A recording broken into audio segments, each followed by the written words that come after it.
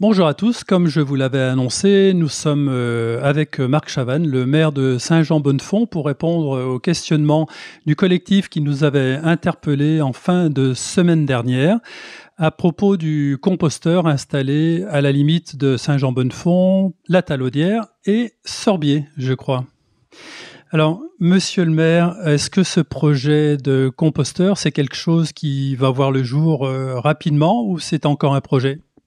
C'est toujours un projet. Effectivement, ça fait partie des sites qui ont été étudiés, puisque ce projet-là, de toute façon, il devra voir le jour, ici ou ailleurs. Mais effectivement, il faudra installer des stations de compostage dans différents secteurs de Saint-Étienne Métropole. Celle-là représente à peu près 3500 tonnes par an de possibilités de compostage. Et donc, il y aura probablement une dizaine de sites à l'échelle de la métropole, ou en tout cas pour sa partie la plus urbanisée. Les lieux de compostage sont des lieux incontournables qui vont devenir obligatoires. Alors, qui vont devenir obligatoires, sans doute par la loi, probablement, mais ce qui est surtout important, c'est l'obligation que l'on se donne de le faire, puisque au niveau de Saint-Étienne Métropole, on doit réduire nos tonnages mis en décharge de l'ordre de 100 000 tonnes. 100 000 tonnes sur 400 000 habitants, c'est vite vu, c'est 250 kilos de moins qu'il va falloir ne pas mettre en décharge. Donc il y a différentes solutions. Évidemment, la solution du compostage n'est pas la seule solution. Il y a d'abord diminuer nos apports dans nos poubelles, bien évidemment. La question du tri dans les poubelles jaunes avec l'usine de tri qui est installée dans l'Ondaine.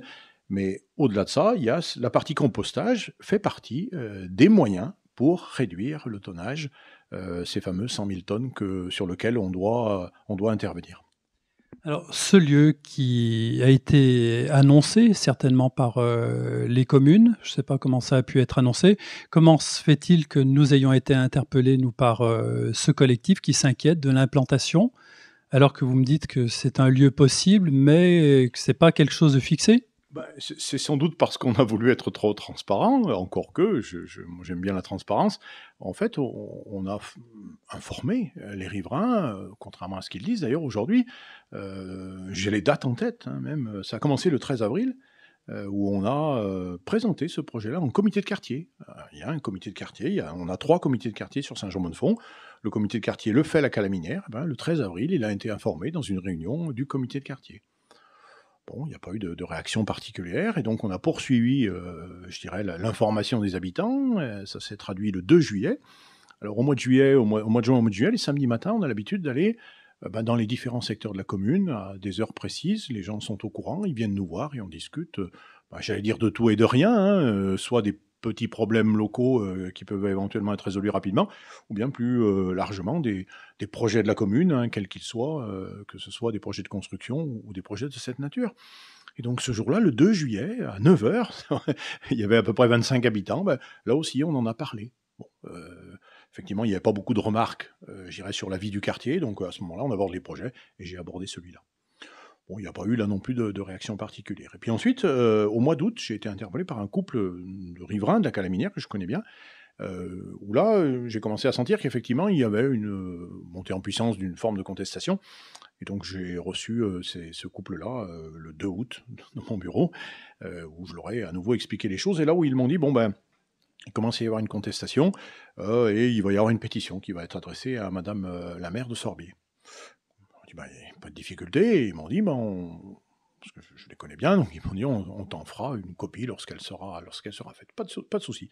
Donc ça s'est effectivement déroulé comme cela. Et du coup, ça nous a, je fais court, on s'est retrouvés le 17 septembre dans une réunion en mairie de Sorbier, où là aussi, on a... Alors, par contre, ce jour-là, il y avait Madame le maire de Sorbier, bien sûr. J'y étais, il y avait Christian Imbert, mon collègue adjoint, et puis on avait fait venir les gens de Compostonde aussi, parce que c'était quand même important de dire aux habitants ce que nous voulions faire, mais aussi celui qui allait faire, comment il allait le faire, dans quel process, enfin avec quelle organisation, quelle méthodologie.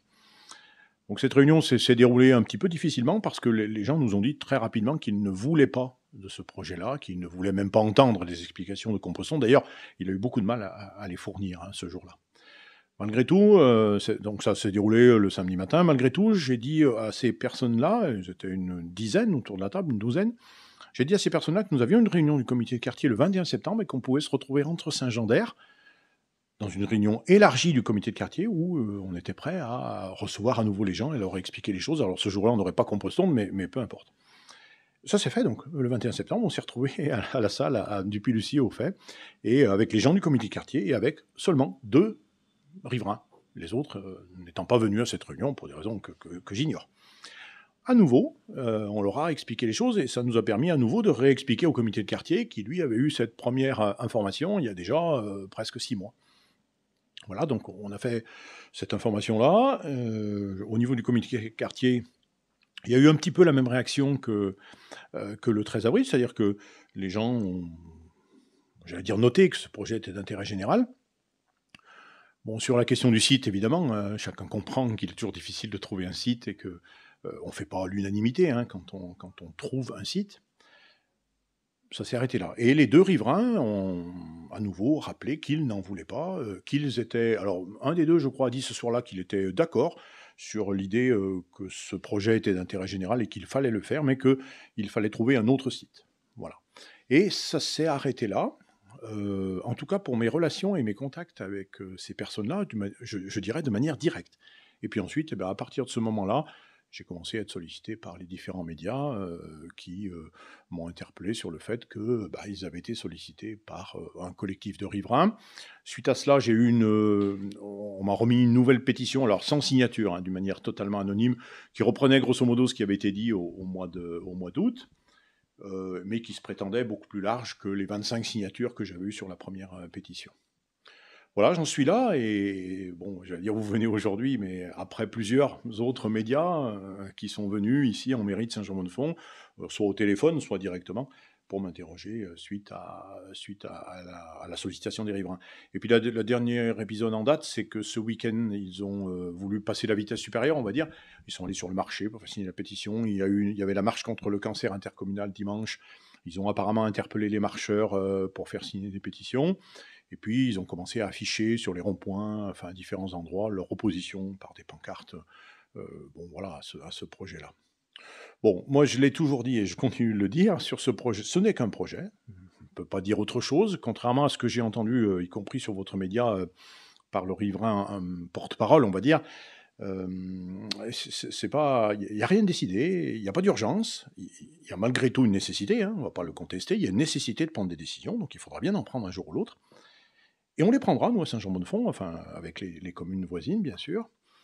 Mais il n'y a pas de décision à prendre dans l'urgence, dans les 15 jours qui viennent, 3 semaines, 1 mois. Ce que j'ai dit à ce monsieur aussi, parce qu'il a fait partie de toutes les réunions, et je le dis à tout le monde, pour que ce projet se mette en œuvre, il y a 2 choses qui doivent se passer. Il y a d'abord, puisqu'il y aura une construction d'un bâtiment, il y a nécessité d'une évolution du plan local d'urbanisme. Cette évolution du PLU, dite évolution du PLU simplifiée, elle passe par une délibération du conseil municipal de la commune et aussi une délibération de Saint-Étienne Métropole. Je pense que tout le monde a pu observer que pour l'instant, ce n'était pas à l'ordre du jour. C'est pas à l'ordre du jour du conseil municipal de demain. Je pense que tout le monde l'a lu. Enfin, j'espère qu'ils ont lu que les riverains ont lu l'ordre du jour du conseil municipal de demain. Ça n'y figure pas. Et ça n'est pas prévu à court terme, en tout cas. Ça, c'est la première étape. Et la deuxième étape, de toute façon, même s'il n'y avait pas cette évolution du PLU, parce qu'il semblerait que du point de vue réglementaire, à partir du moment où on est sur quelque chose d'intérêt général, il n'y aurait pas nécessité éventuelle d'une évolution du PLU, mais ça reste pour moi à confirmer. Pour moi, je suis toujours sur l'idée qu'il faut réviser le PLU. Donc, de toute façon, j'ai dit à tout le monde que ça ferait l'objet d'une délibération du conseil municipal, quoi qu'il advienne. Donc cette délibération, elle aura lieu. Et elle aura lieu le moment venu lorsque on sera prêt à décider de faire les choses. Voilà ce que je peux dire là-dessus. J'ai aussi dit aux gens que j'étais d'accord pour les recevoir en mairie de Saint-Jean-Bonne-Font à 20, à 30, à 50, dans la mesure des capacités des salles, pour à nouveau discuter de ce projet-là. Mais le seul bémol que j'y mets, c'est que ça se fasse non pas comme ça s'est fait samedi 17 septembre à Sorbier, parce que c'était très compliqué. Bon, ça me dérange pas à titre personnel que ça soit vindicatif et qu'il faille un petit peu élever le ton. Mais je ne pense pas que ça soit le bon format pour un vrai débat de fond. Donc ce jour-là, moi je veux bien organiser une réunion publique avec les gens concernés, refaire venir Compostonde, et présenter le sujet dans sa globalité, pour que les choses que j'ai entendues, qui pour la plupart sont fausses sur le sujet, puissent être rétablies dans leur vérité et que les gens se fassent une opinion en toute connaissance de cause. J'ai bien peur que pour certains, ça soit peine perdue, puisqu'en fait, globalement, ils considèrent, pour la plupart, je pense, que c'est un projet d'intérêt général qu'il faut faire, mais leur seule revendication, en quelque sorte, c'est d'aller le faire ailleurs. Voilà. Donc, à partir du moment où on a uniquement cet aspect des choses, c'est difficile. Même en expliquant les choses, on n'arrivera pas à en convaincre. Ça, je l'ai bien compris. Après, je fais partie de ceux qui pensent que la pétition, c'est un moyen d'expression et j'ai aucune difficulté avec ça, bien évidemment. Mais par contre, à un moment donné, nous sommes élus pour décider et nous déciderons. Ça ne plaira peut-être pas à tout le monde, mais nous déciderons. Et ensuite, il y a des voies de droit éventuellement pour contester une décision d'élu. Mais, je sors un petit peu de ce projet-là, mais quand même, les élus, on est élus démocratiquement pour prendre un certain nombre de décisions. On n'est pas là pour faire 100% satisfait. Parce que si on faisait 100% satisfait, ça veut dire qu'on ne ferait rien. Et on est là pour faire des choses. Et on fera des choses. Et dans ce domaine-là comme dans d'autres. Alors imaginons que la décision, après un conseil municipal, la décision se prenne. Pour ces personnes, est-ce qu'on peut les rassurer quand même sur la solution qui est envisagée? Parce qu'elle existe certainement ailleurs, cette solution. Alors elle existe au Chambon-Feugerolles déjà. La version qui nous est proposée, c'est une version évoluée, puisqu'entre-temps, messieurs Roux, puisque c'est le père et le fils, qui sont... j'allais dire des industriels concernés, enfin des petits industriels, on va dire plutôt des artisans de ce genre de choses. Bon, le fils en particulier, Lilian, a fait un certain nombre d'études sur le sujet, et le process qu'ils utilisent au Chambon-Feugerolles est destiné sur le site que l'on trouvera à Saint-Jean-Bonne-Fond ou ailleurs, a évolué. En particulier, il a un peu expliqué l'autre jour, mais pas suffisamment compte tenu de l'ambiance, les choses vont se faire sous serre alors que ça se fait à l'air libre ou quasiment au Chambon-Feugerolles. Il a expliqué aussi que maintenant ils étaient en capacité de contrôler un certain nombre de paramètres avec des dispositifs qui permettaient de... Alors il a parlé de l'hygrométrie, il a parlé de la température, il y a d'autres paramètres qui sont contrôlés et qui permettent, d'après son process, de gérer les choses du mieux possible. Il a expliqué aussi que les tonnages, c'est un petit site en fait, 3500 tonnes par an. C'est pour ça que quand j'entends parler de 50 camions, je m'insurge, parce que c'est totalement faux. Il suffit de faire de l'arithmétique. Si vous divisez 3500 tonnes par 250 jours de travail, admettons que ce soit ça, vous devez arriver à quelque chose comme 14 tonnes par jour. Et là aussi, si on les écoute, messieurs Roux, je pense qu'il faut le faire, ils ont expliqué que ce n'étaient pas des gros camions, c'était des petits camions de 3,5 tonnes qui allaient arriver. Et donc un petit camion de 3,5 tonnes, on en a, nous, à la commune. Il a 2 tonnes de charge utile, donc ça veut dire que si on fait 14 tonnes, ça fait 7-8 petits camions par jour, et non pas 50 poids lourds, comme j'ai pu l'entendre. De toute façon, dans le secteur, et là aussi, contrairement à ce que j'ai pu entendre, j'étais accusé par le porte-parole des riverains de tenir un double langage, j'ai entendu, sur la question de l'aménagement de voirie autour, en disant ça ne sera pas suffisant, qu'est-ce que vous allez faire?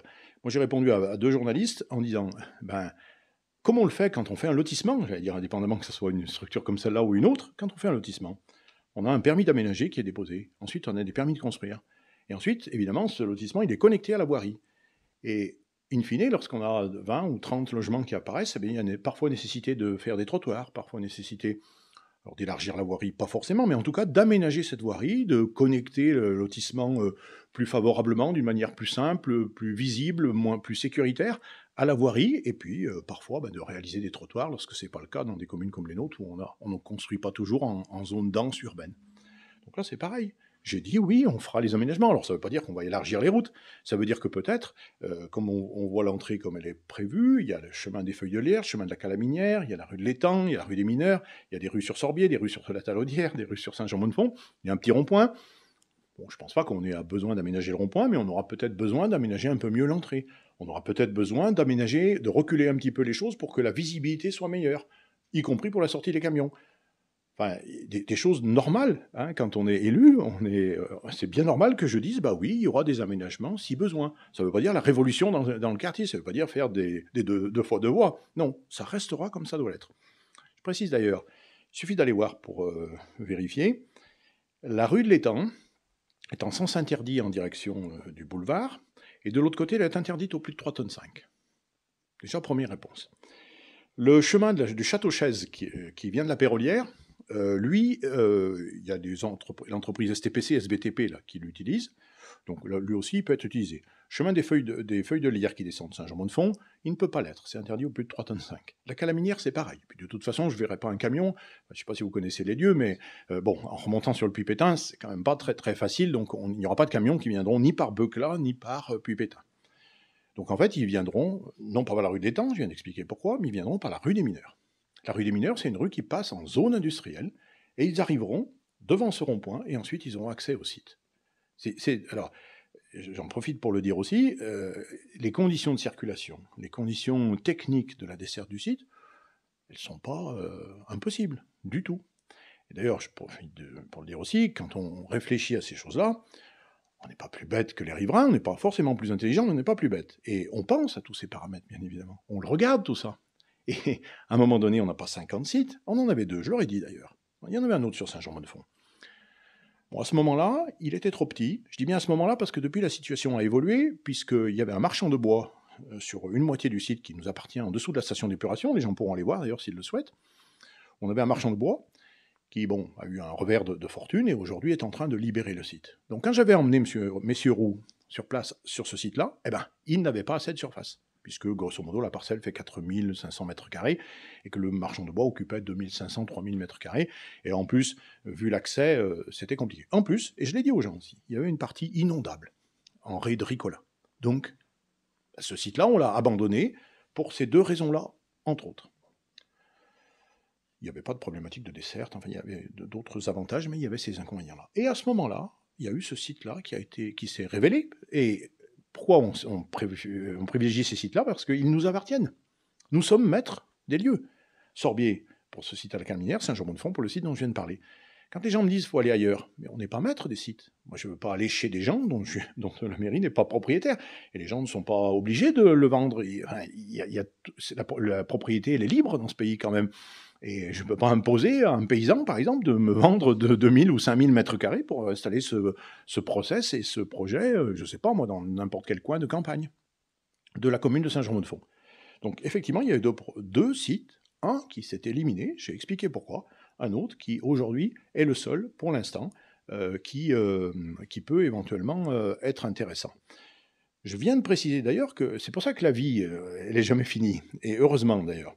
Ces projets-là, ils sont vivants, et notre analyse, elle est vivante aussi. Et ce que je viens de dire, c'est que le marchand de bois ayant fait revers de fortune, notre site de 4000 m², il se trouve qu'il est libre maintenant. Enfin, il va être libre dans les jours qui viennent. Il suffit d'aller voir, c'est en train de se libérer. Il reste encore, on a un petit peu de mal à faire finir la libération, on va se dire comme ça, mais le site est en train. Bon, après, je ne sais pas s'il pourra convenir, il y a peut-être d'autres inconvénients, mais on regardera à nouveau ce site-là. Donc, il n'y a rien, c'est tout ça pour dire qu'il n'y a absolument rien de figé dans mon esprit. Rien. Donc c'est pour ça que l'inquiétude, je la comprends, mais je trouve excessif.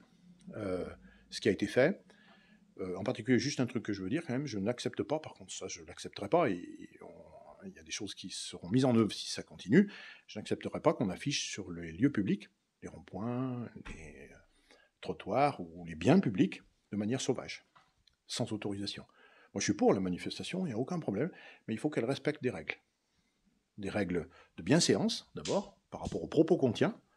Quand on dit que le maire, comme je l'ai entendu parfois, il n'a pas toutes les qualités, on a le droit, je ne les ai pas toutes d'ailleurs, mais quand on dit qu'il tient du double langage, qu'il essaye de ceci ou cela, c'est pas mon style, je n'ai pas été éduqué comme ça. Et quand on dit ça de moi, on touche à ma famille, à mon éducation. Et ça, c'est inacceptable. Et ça, je ne l'accepterai pas, de la part du monsieur porte-parole des riverains. Et puis l'affichage sauvage, on ne l'acceptera pas non plus. Après, toutes les voies de pétition, coller des pétitions sur des tables au pôle festif ce week-end, avec du scotch type Barnier, ça c'est inacceptable. C'est de la destruction potentielle de biens collectifs. Donc ça c'est inacceptable. Distribuer des tracts devant la porte, pas de problème. Voilà, enfin il y a des choses qui peuvent être faites, et puis il y a des choses, ça va trop loin. Voilà, merci Monsieur le maire de toutes ces explications qui me paraissent cohérentes et bien argumentées. Voilà, j'espère que les riverains et vous trouverez un terrain d'entente. Ce terrain-là ou un autre. On vous souhaite en tout cas le meilleur pour la suite et puis nécessité effectivement de ces composteurs. Merci et à très vite sur 42 TV. Merci. 42 TV, libre et avec vous. 42 TV, libre et avec vous. 42 TV, libre